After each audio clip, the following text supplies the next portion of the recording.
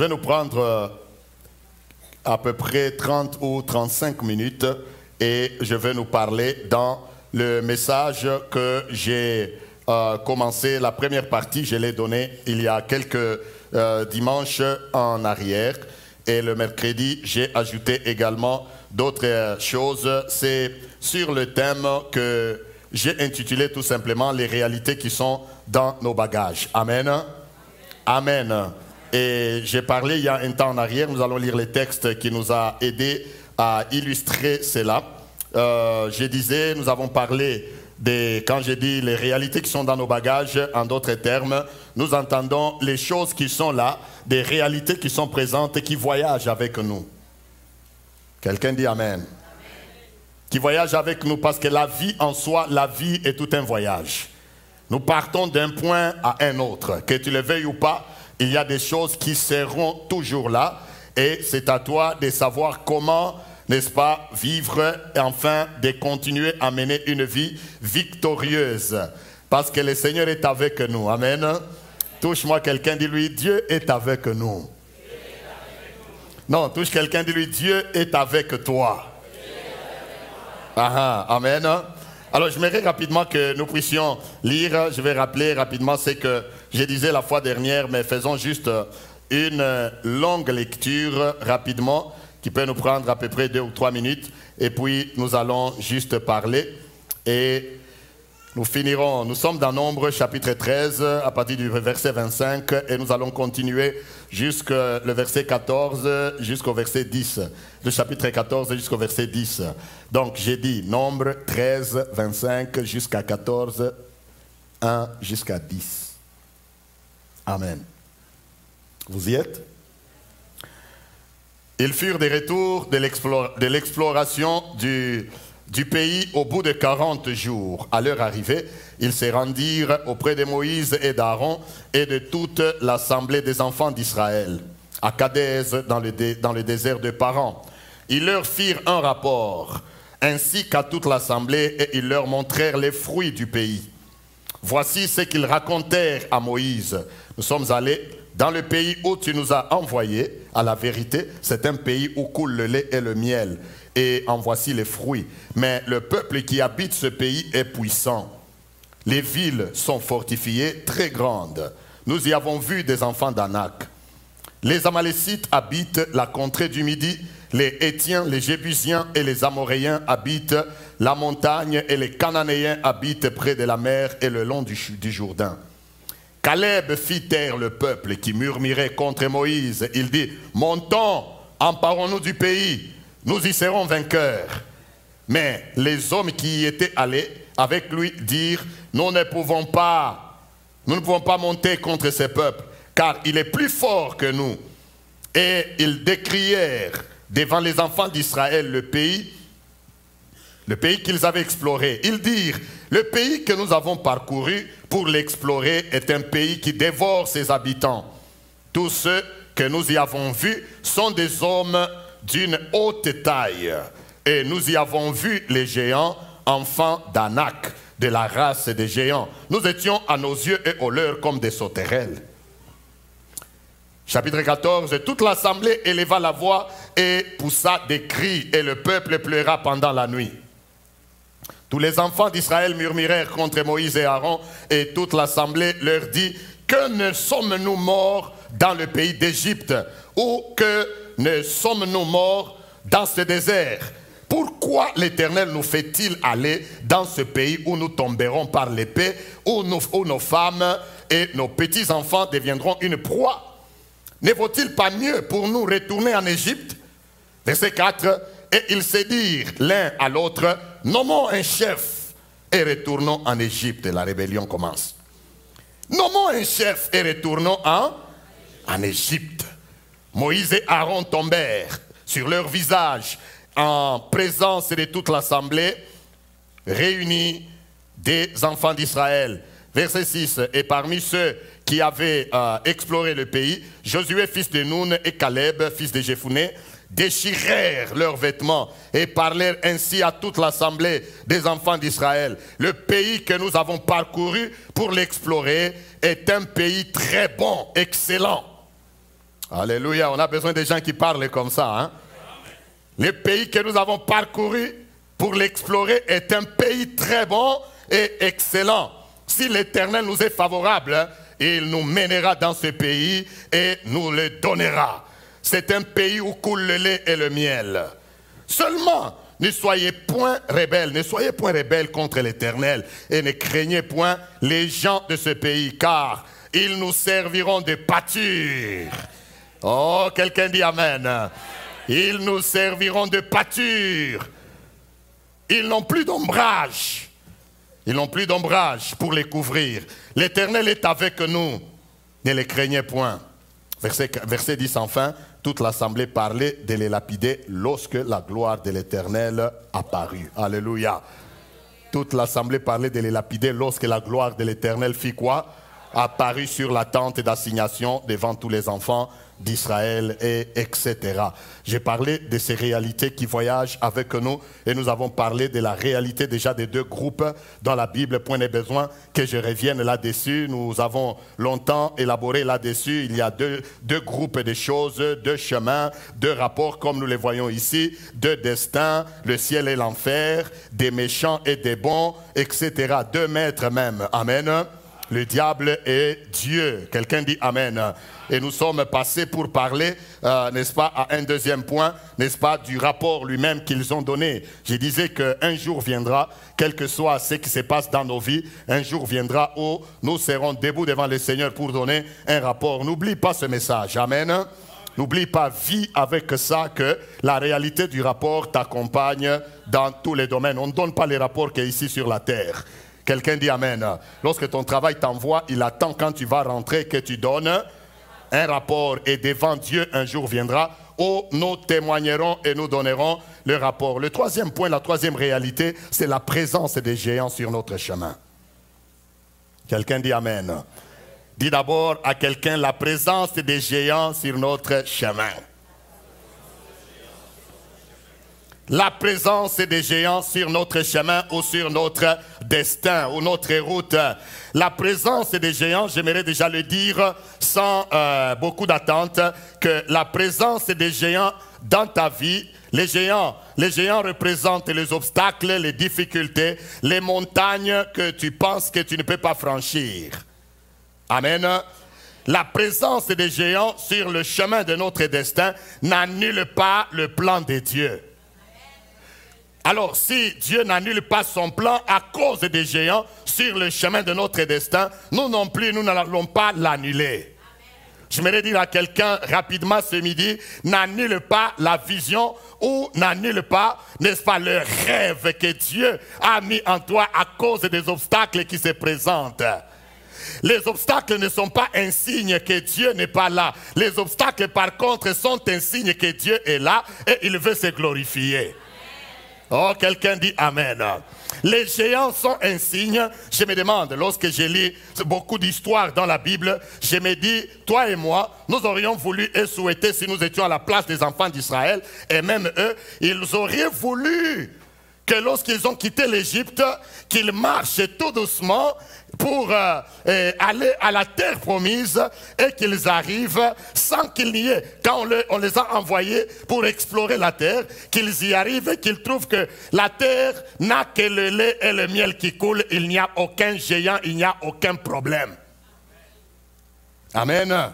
Mais à leur grande surprise, ils arrivent, ils trouvent que le lait et le miel sont là.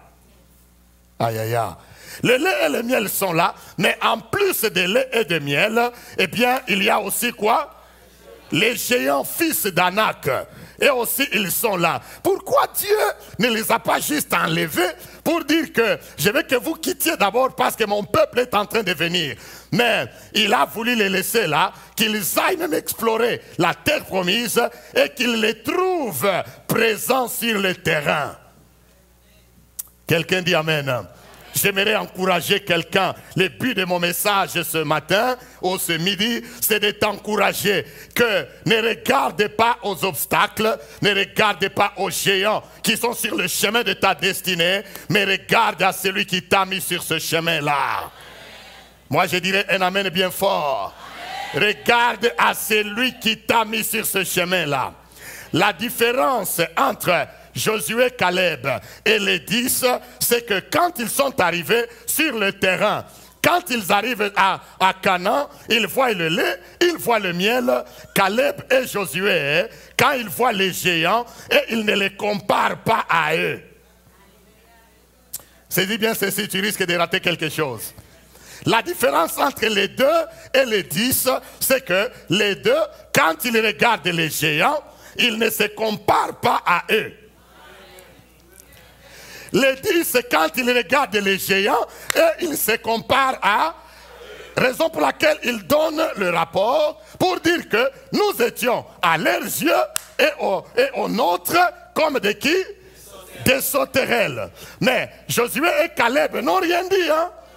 Parce qu'eux, ils savaient qu'il y a premièrement les yeux des géants, il y a deuxièmement nos yeux, mais il y a les yeux que l'on ne voit pas.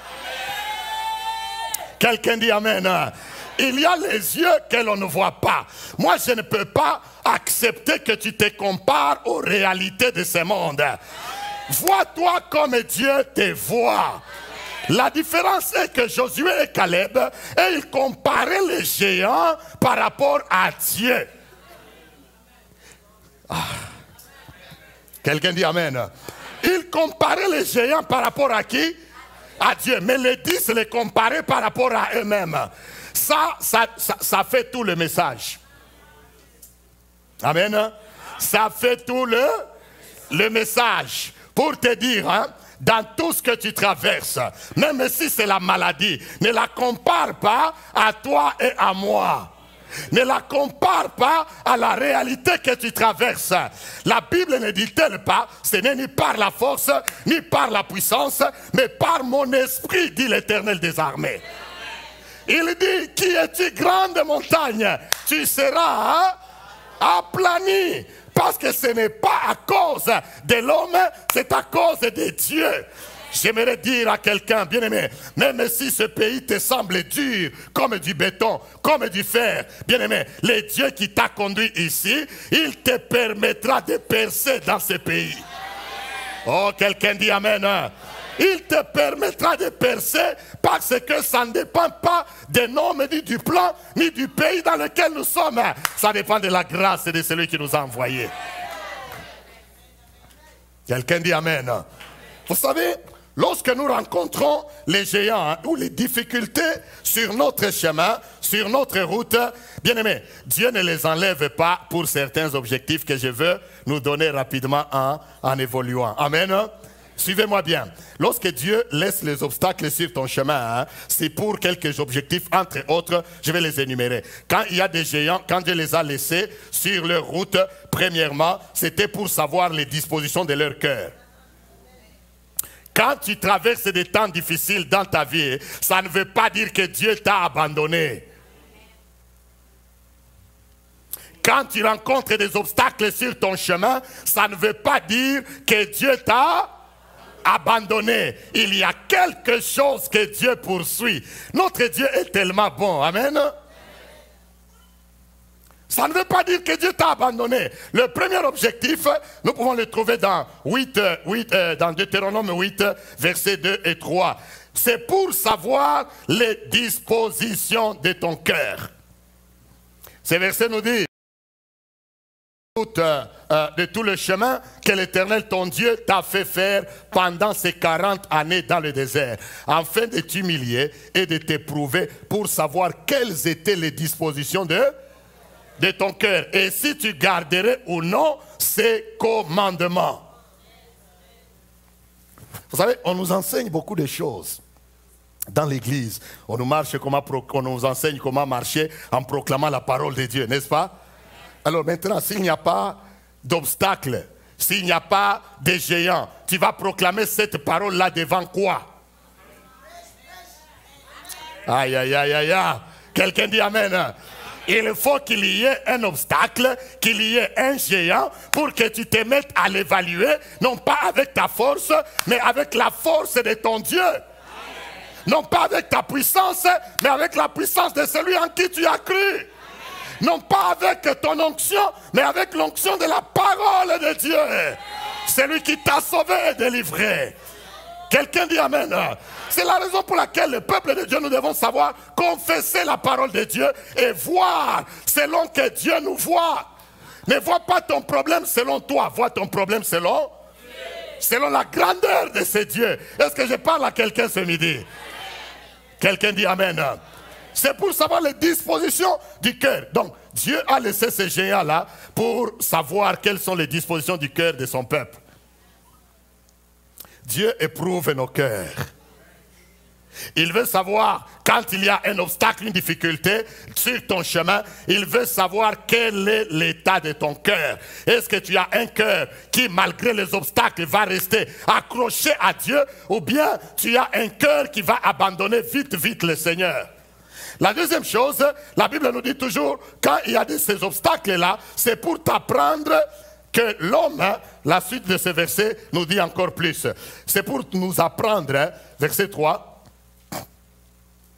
on l'a mis? Voilà. Il dit, il t'a humilié, il t'a fait souffrir de la faim et il t'a nourri de la manne que tu ne connaissais pas et que tu n'avais pas connu, que n'avaient pas connu tes pères, afin de t'apprendre. Quelqu'un dit t'apprendre.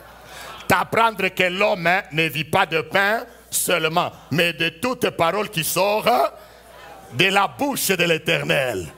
Dieu a mis les géants, ou Dieu a mis les difficultés sur le chemin du peuple d'Israël pour leur apprendre, d'abord pour sonder leur cœur, et deuxièmement pour leur apprendre à vivre que l'homme ne vit pas de pain seulement, mais l'homme vit de toute parole qui sort de la bouche de l'Éternel. Quelqu'un dit Amen. C'est que Dieu a plusieurs méthodes de vivre, de nous faire vivre. Est-ce que je parle à quelqu'un ce midi? Dieu a plusieurs méthodes. Il veut t'apprendre par la présence des géants sur le chemin de ta destinée. Il veut t'apprendre que l'homme ne vit pas seulement par les moyens ordinaires. Amen. Parce que le pain, c'est ça le moyen ordinaire, n'est-ce pas? Toi et moi, nous nous réveillons le matin, nous dépendons du pain. Vous me suivez? Les enfants d'Israël se réveillaient le matin, ils dépendaient du pain. Mais Dieu a voulu qu'ils apprennent qu'il n'y a pas que le pain. Dieu n'est pas limité dans sa méthode. J'aimerais dire à quelqu'un ce midi, Dieu n'est pas limité dans sa méthode. Dieu n'est pas limité. S'il veut te donner du travail, il n'est pas limité par la même méthode. Il y aura des gens qui auront toujours une grâce particulière. Il peut contourner les choses, les autres passent par l'entrevue. Toi, tu te présentes seulement, tu as le boulot. Oh, quelqu'un dit Amen. Parce que Dieu, il est Dieu. Les autres doivent attendre qu'il termine, qu'ils aient le diplôme. Mais toi, Dieu peut faire les choses autrement. Les autres doivent présenter les diplômes. Toi, Dieu peut dire, toi, on t'engage et puis tu présenteras le diplôme après. Aïe, aïe, aïe, aïe, aïe. Dieu a différentes façons. Amen. Quelqu'un dit Amen. Dieu veut que tu places toute ta confiance en lui, en sachant qu'il est en train de m'apprendre à vivre en dépendant de lui et de lui seul. J'aime la présence de ces gens négatifs. Comme je l'ai dit, parce que eux, ils avaient les yeux fixés sur les géants et sur eux-mêmes. Ils regardaient les géants et ils se regardaient. Un complexe les a saisis. Amen. Il y a des gens qui sont complexés partout et pour n'importe quoi. Ils regardent les géants, ils se regardent, ils se sentent humiliés. Ils disent, rentrons vite, donnons les rapports. Nous devons nommer un chef et retourner en Égypte. Ici, ça n'ira pas. Amen. Dieu nous a trahis. Ils regardent les géants et ils se regardent. Ils commencent à se sentir qu'ils sont petits. Maintenant, regardez, les deux, quand ils regardent, ils arrivent, ils regardent les géants. Les géants, c'est les aînés de Goliath. Hein. Quand ils les regardent, Caleb et Josué regardent les géants, ils regardent au ciel. Ils regardent au ciel, là où vous ne pouvez pas arriver au sommet, vous ne pouvez pas voir la fin, c'est où. Ils regardent aux géants, ils se rappellent de l'Égypte. Ils se rappellent des 10 plaies. Quelqu'un dit Amen. Ils regardent aux géants, ils regardent à l'Éternel. Ils disent, ces gens ne sont rien devant notre Dieu. Ne regarde pas tes problèmes par rapport à toi-même. Regarde-les par rapport à celui qui t'a appelé. Regarde-les par rapport à celui qui t'a sauvé. Quelqu'un dit Amen. Je vais nous montrer rapidement comment nous pouvons vivre par rapport aux choses, aux obstacles que nous rencontrons. D'une manière tellement biblique.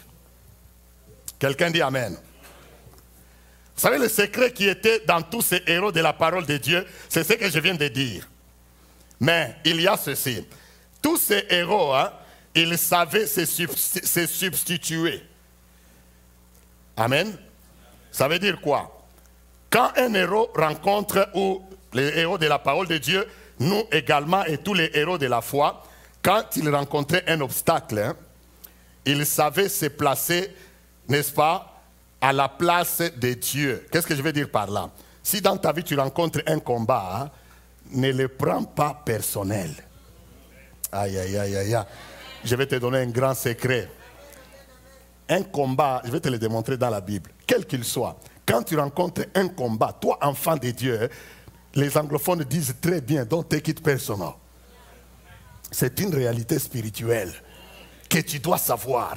Si par exemple, les gens veulent, ils viennent te combattre, que ce soit physiquement, que ce soit spirituellement, que ce soit les sorciers, les magiciens, les marabouts, quand ils viennent te combattre, toi, enfant de Dieu, qui est de plein pied dans la foi et dans la parole de Dieu, ne tremble pas. Amen. Mais substitue-toi à Dieu. Qu'est-ce que je veux dire? Dis-toi que ce n'est pas moi qu'ils sont venus combattre. Oh, quelqu'un dit Amen. Dis-toi que ce n'est pas moi, mais ils sont en train de combattre qui? Dieu lui-même. Ils sont en train de combattre le Dieu qui est à moi. Touche d'abord quelqu'un, dis-toi, dis-lui, mets Dieu à sa place dans ta vie. Quand il y a un combat, bien-aimé, ne prends pas que c'est toi qu'on combat. Si tu as des attaques, dis-toi que c'est Dieu en toi qu'on attaque. C'est ça le secret qui a fait que David a renversé Goliath. Aïe, aïe, aïe. J'ai dit que c'est ça le secret qui a fait que David a renversé qui? Goliath. Je vais nous le montrer à deux exemples et je vais m'arrêter. Allons rapidement. 1 Samuel 17. Amen. 1 Samuel 17, regardez rapidement. Juste verset 45. Je vais nous montrer ceci et puis je vous montrerai un autre exemple rapidement et je vais terminer. Il dit, regardez, verset 41. Le Philistin s'approcha peu à peu de David et l'homme qui portait son bouclier marchait devant lui. Le Philistin regarda et lorsqu'il aperçut David, il le méprisa, ne voyant en lui qu'un enfant blond et d'une belle figure. Le Philistin dit à David, suis-je un chien pour que tu viennes à moi avec des bâtons et après l'avoir maudit par qui?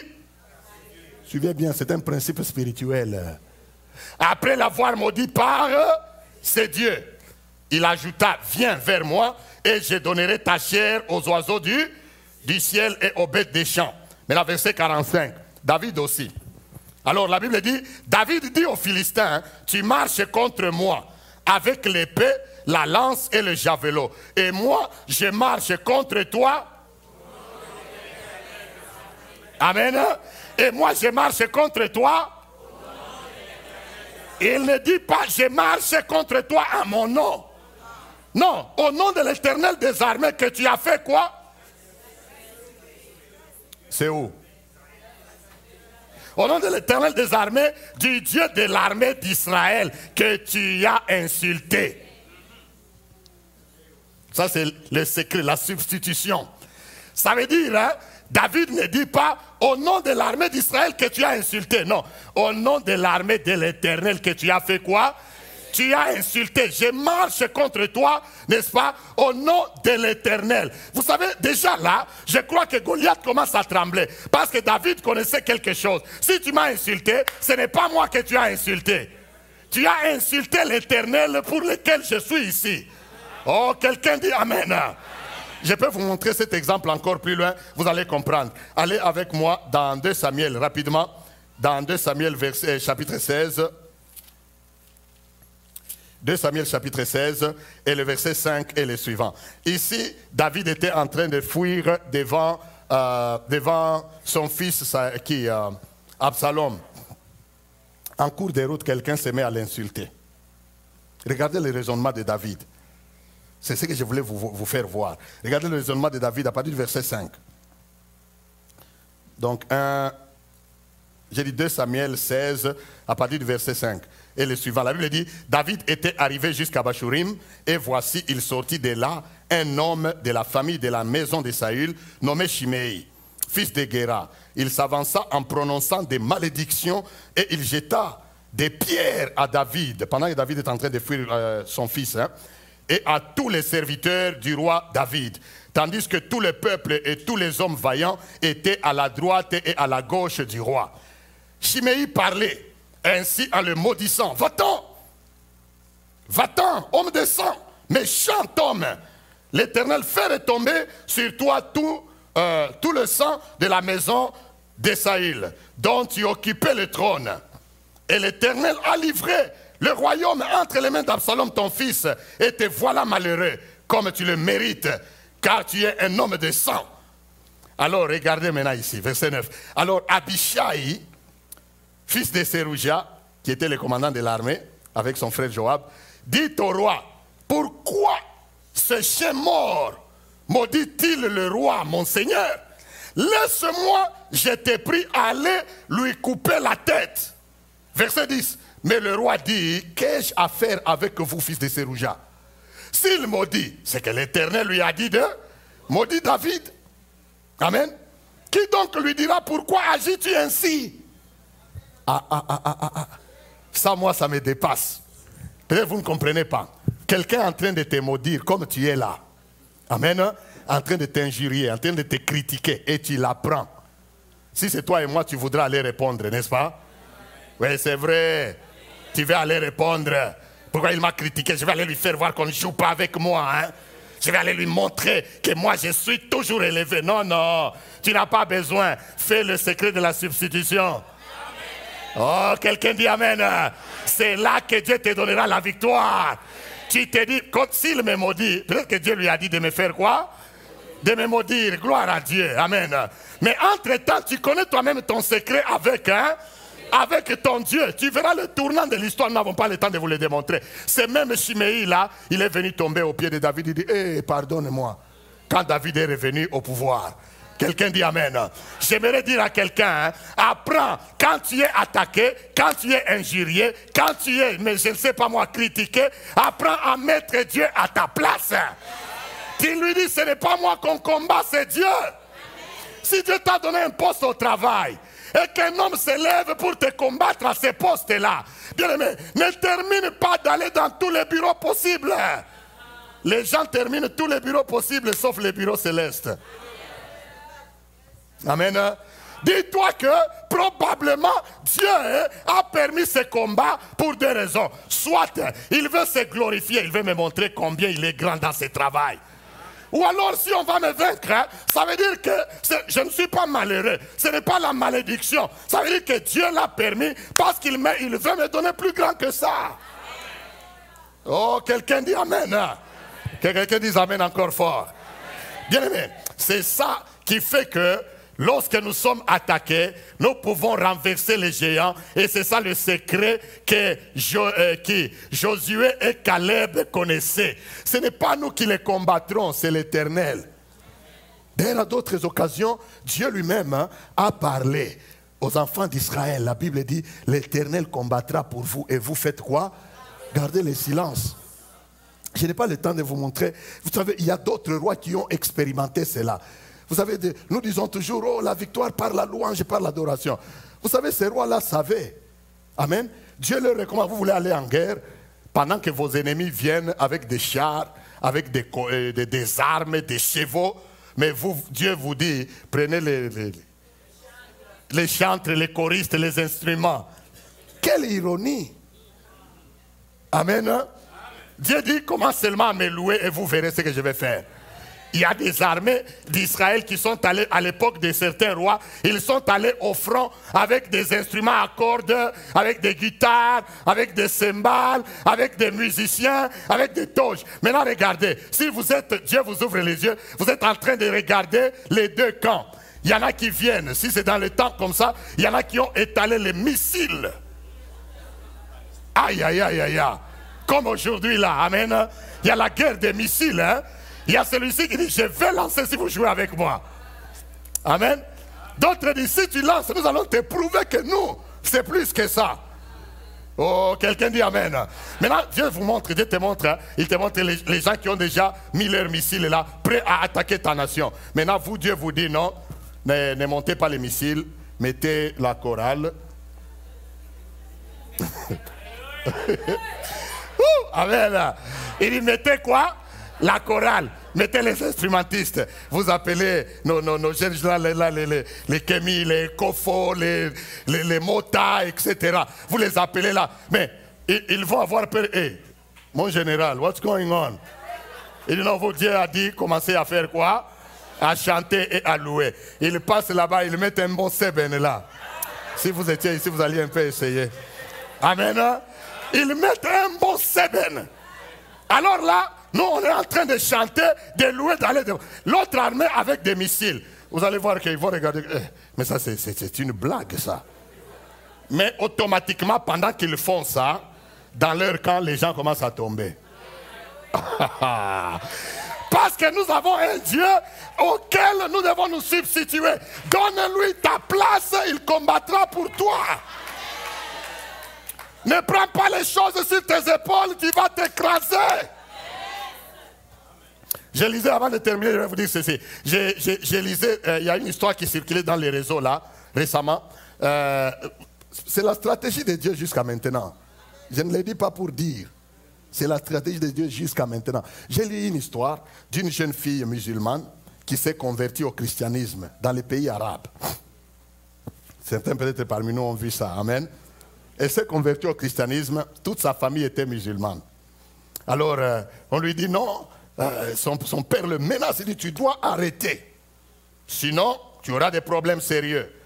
Premier avertissement, deuxième avertissement, la fille continue, elle va à une église de réveil, elle prie, elle vient à la maison, elle commence à prier. Et ils vont à leur mosquée, elle ne va plus. Elle a abandonné ces histoires-là, elle témoigne que non, Jésus-Christ m'est apparu. Amen. Vous êtes sur la mauvaise voie, eh bien, marchez selon la voie de Jésus, de l'évangile. Alors, un jour, son père décide de la faire abandonner cette voie-là par force. Regardez ce qui se passe. Il la prend, une grande fille. Hein? Il la prend, il prend le fouet. Il dit, toi, je t'ai dit d'arrêter ces histoires-là, tu ne comprends pas. Hein? Il commence à faire quoi? À la fouetter. Il lui donne un premier coup. La fille ne pleure pas. Et puis il donne un deuxième fois, lui-même il commence à pleurer. Il a frappé. Oh, qu'est-ce qui se passe? La fille elle-même commence à avoir peur. Il vient encore, il essaie encore, il lui donne. Il commence à pleurer lui-même. Et après, maintenant, il commence à pleurer sérieusement. Maintenant, on lui pose la question, mais qu'est-ce qui ne va pas? Il regarde, il dit, je suis en train de fouetter ma fille, mais chaque fois que quand je lui donne un coup, je vois il y a quelqu'un qui apparaît. C'est lui que je suis en train de frapper. Et c'est comme celui aussi, il me frappe en retour.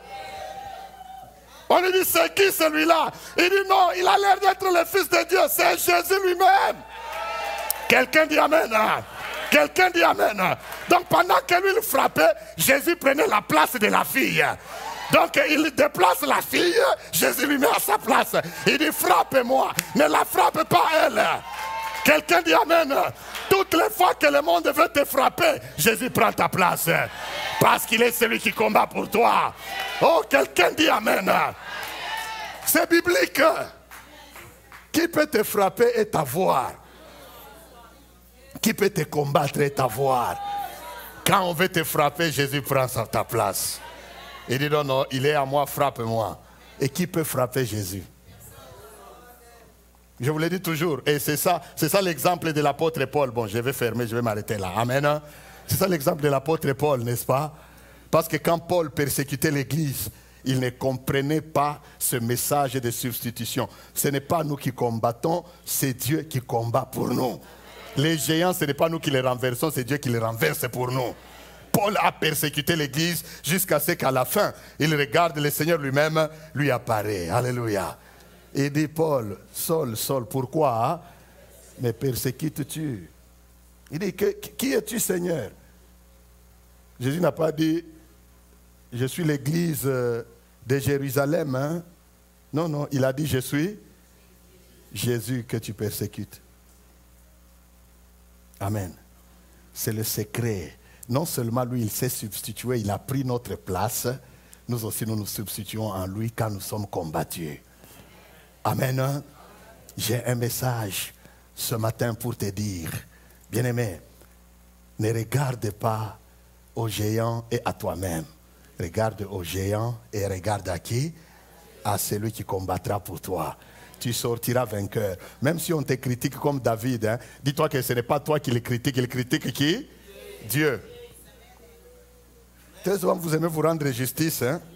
Aïe, aïe, aïe. Bon, je vais m'arrêter. Très souvent, vous aimez vous rendre justice. Amen.